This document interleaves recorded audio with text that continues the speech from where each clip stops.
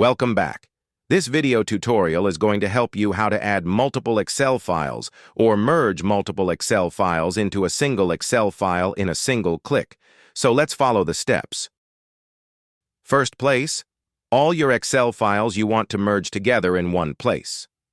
For example, these are my different Excel sheets, and I want to merge all of these Excel sheets into a single sheet.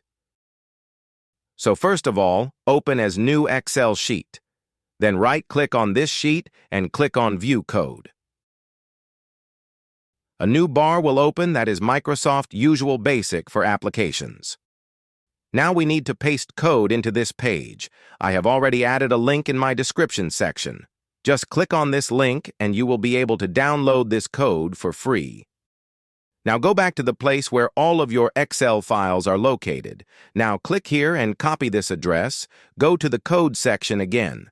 Paste copied link in the path section between the inserted commas, then put the backslash.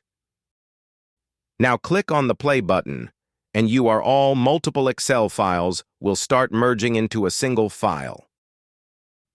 Now you can see that all my files have been added into a single Excel file. You can check then, one by one. Hopefully this video will help you.